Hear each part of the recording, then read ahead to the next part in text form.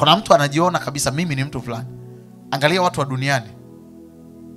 Nadhani kuonesha kwa mfano watoto wa wanamuziki wa dunia wako serious programmed kuwa watu maarufu baadaye.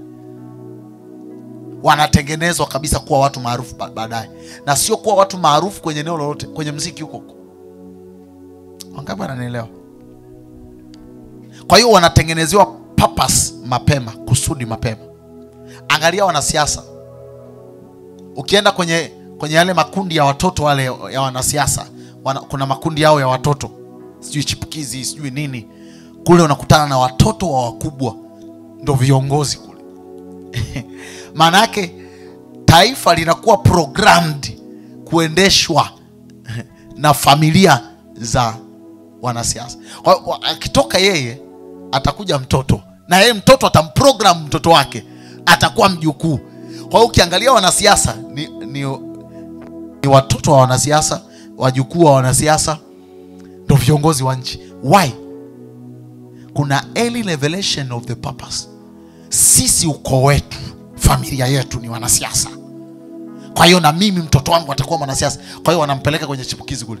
Kagombee na wewe uwe kiongozi wa wale watoto wenzako wa wanasiasa. Baadaye unatoka kwenye wale unaenda kwenye vijana. Ukitoka kwenye vijana baadaye uko kwenye taifa. So huyu mtoto anaandaliwa. Na ndio maana sio vibaya hata watoto wachungaji na wenyewe wakaandaliwa. It's not evil. It's not evil. Unajua, angalia eti na mtoto wake amekuwa mchungaji. Unataka awe nani? Aya, angalia mamangi wote Wachaga. Baba anauza duka, mtoto anauza duka, na yule anauza duka. Angalia wakina Kanjibai wote Wahindi.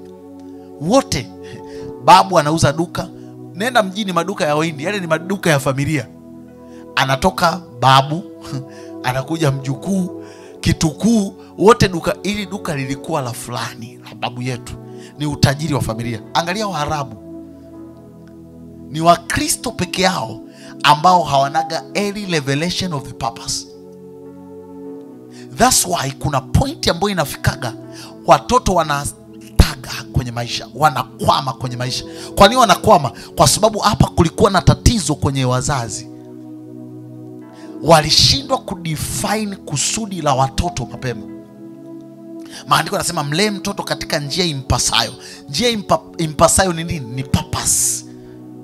Mlee kwenye, kama mtoto anasema mimi nataka kuwa engineer, ana sense of that purpose, mtafutie walimu wazuri wa mathematics na physics, ajue masomo ya sayansi vizuri, mtafutie, yani make it kwamba lazima mtoto wangu apate finest teachers. So you prepare your child from early ages. Wangapi wananielewa? Unamuandaa mtoto wako mapema. You program him or her to become kile anachokiona.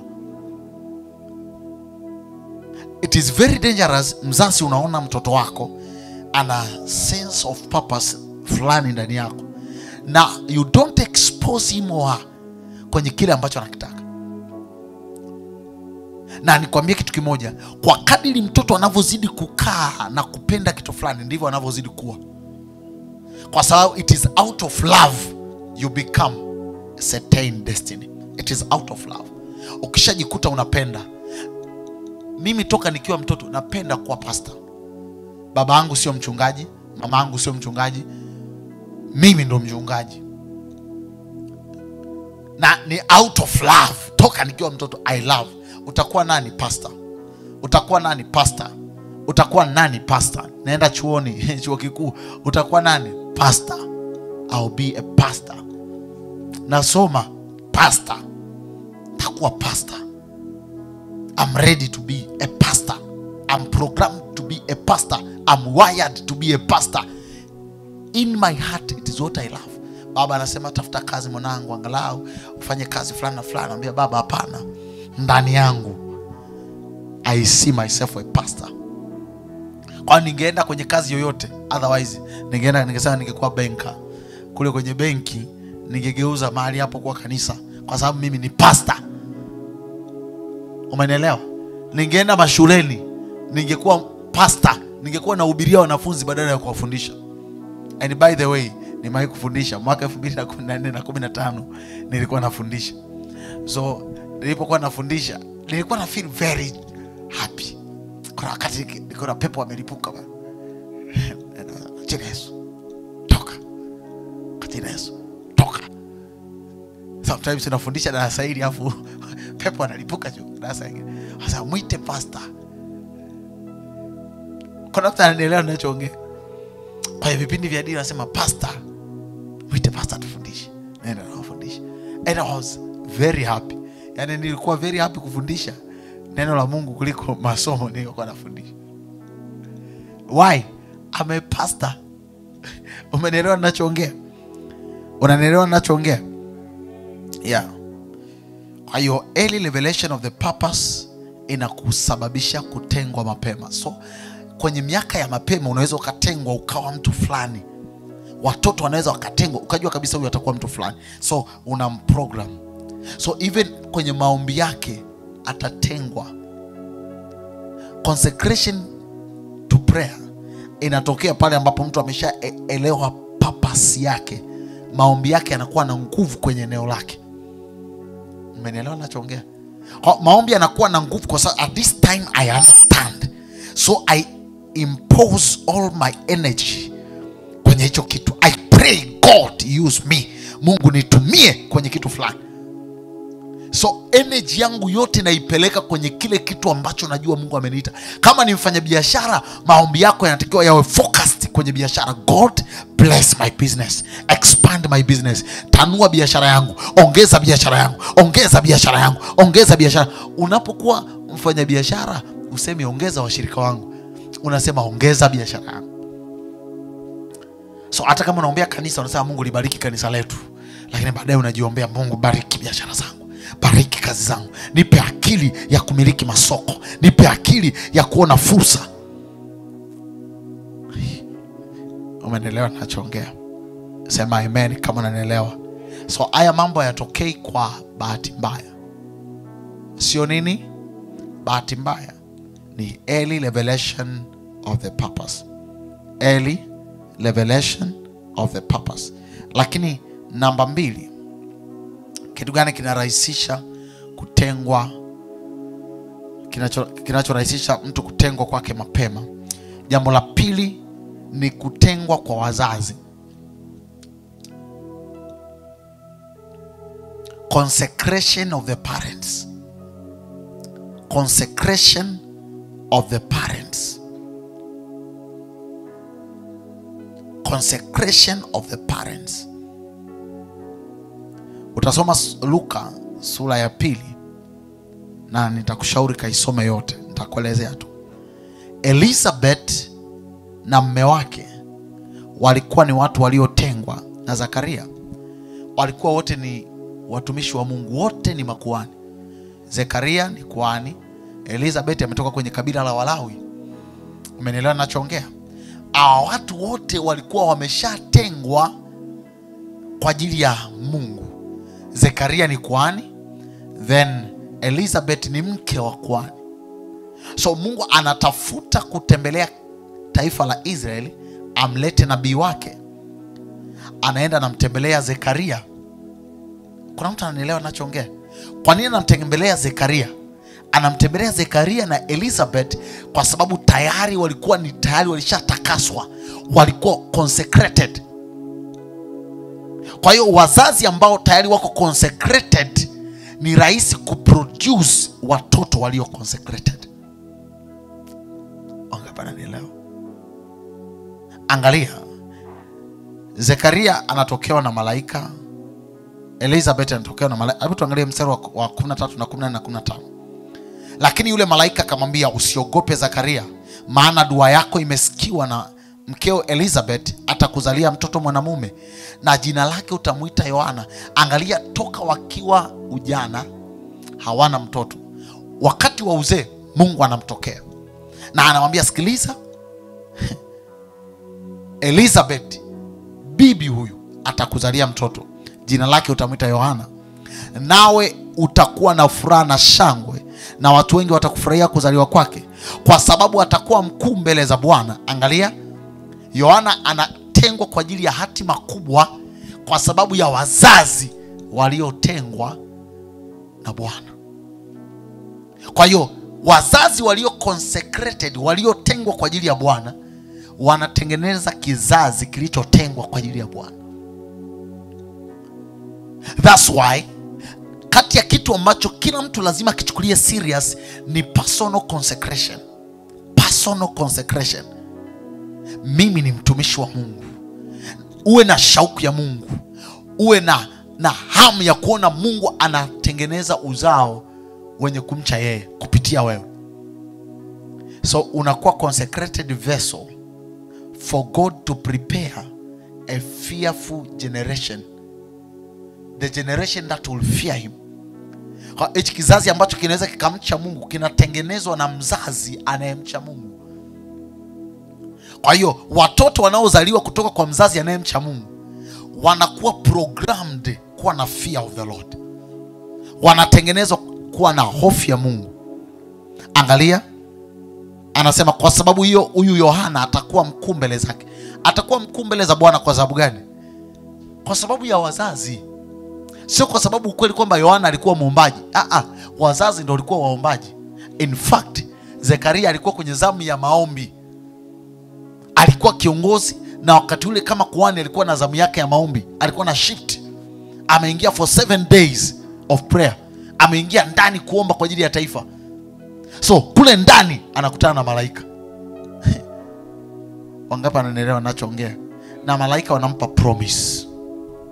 Utakuwa na mtoto. Sema amen kama unanielewa.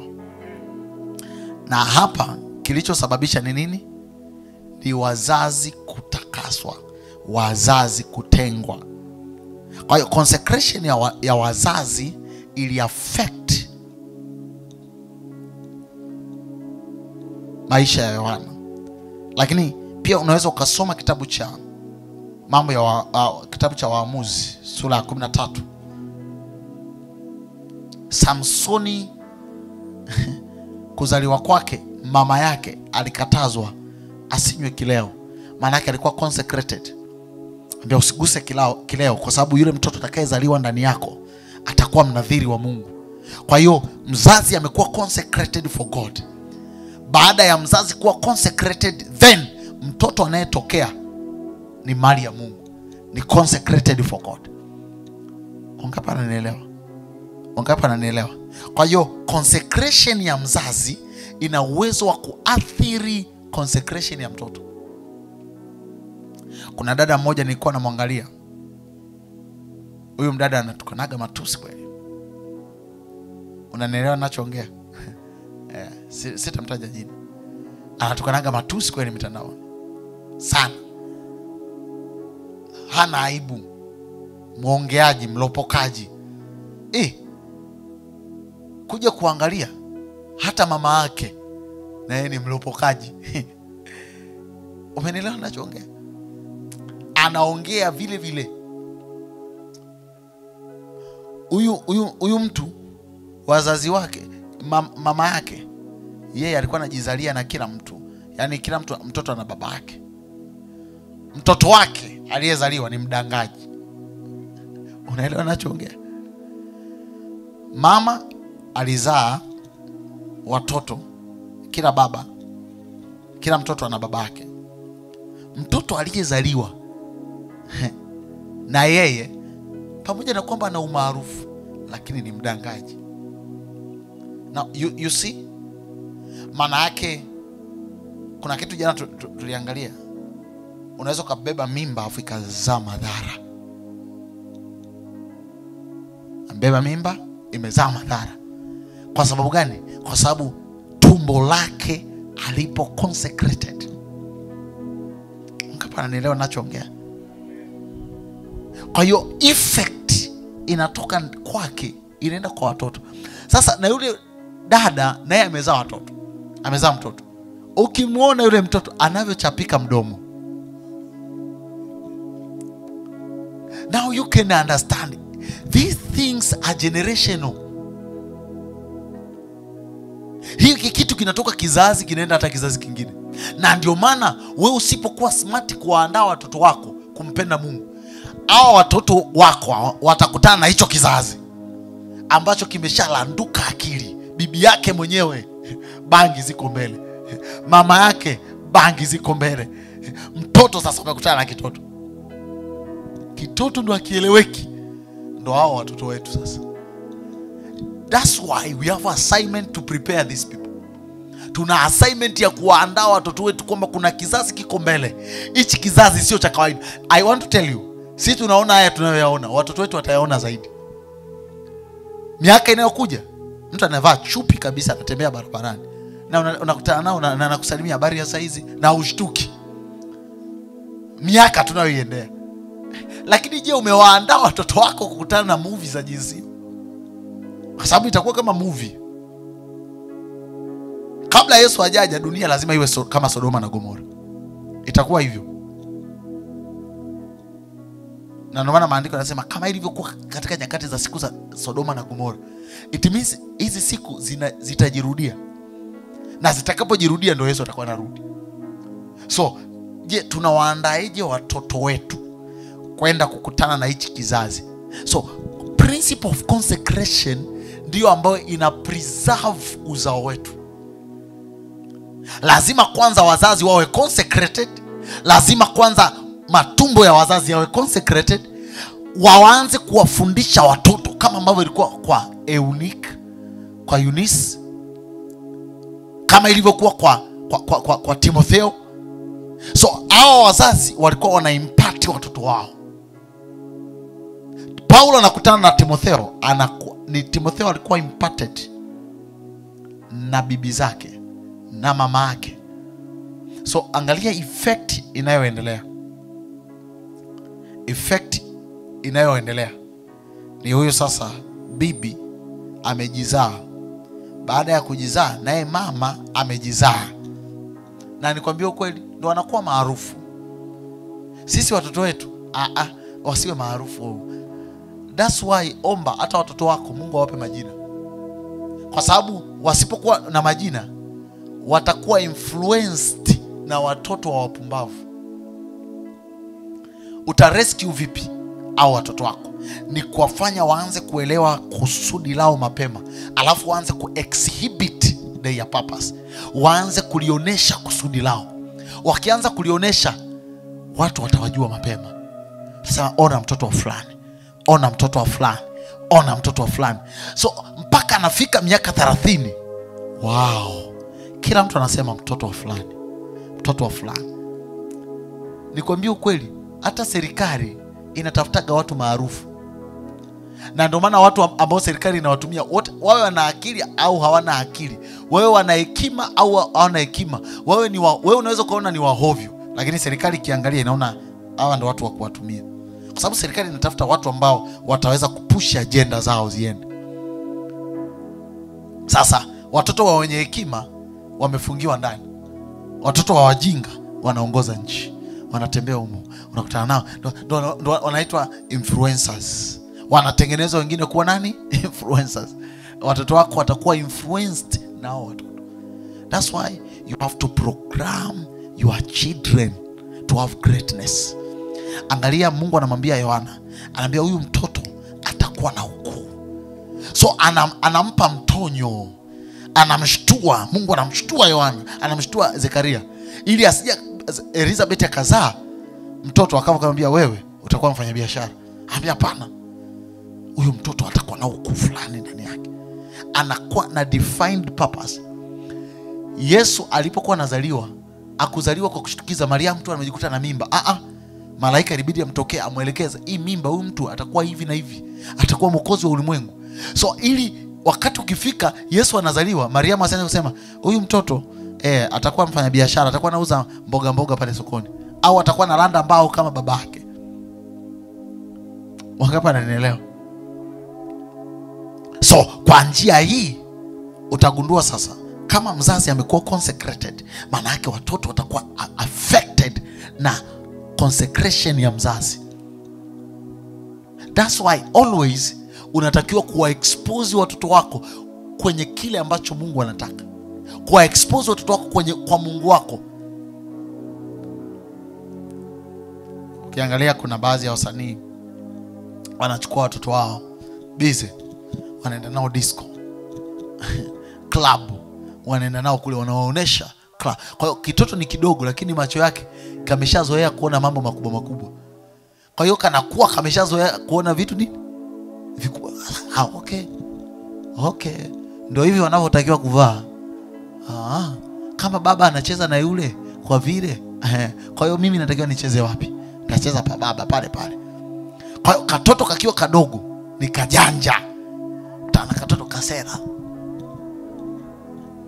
Ila watoto wetu tunashindwa kuwaleta nyumbani mwa Mungu wakajifunza kanuni, wakajifunza namna ya kuishi. No consecration. Wangapi wanaelewa ninachoongea? Kwa utakuta mtoto maisha yake yanakuwa affected by the consecration of the parent. Kama mzazi huyu atakuwa consecrated, watoto wake ni rahisi kuwa consecrated pia. Sema amen kama unanielewa.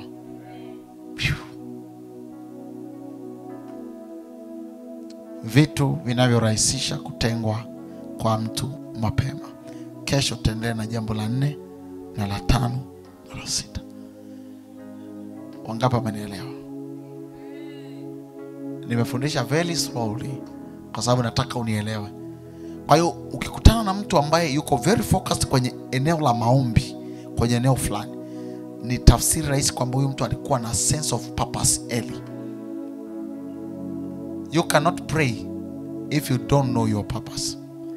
Sometimes your prayer ni kitu ambacho kinaonyesha ni namna gani unalielewa kusudi lako.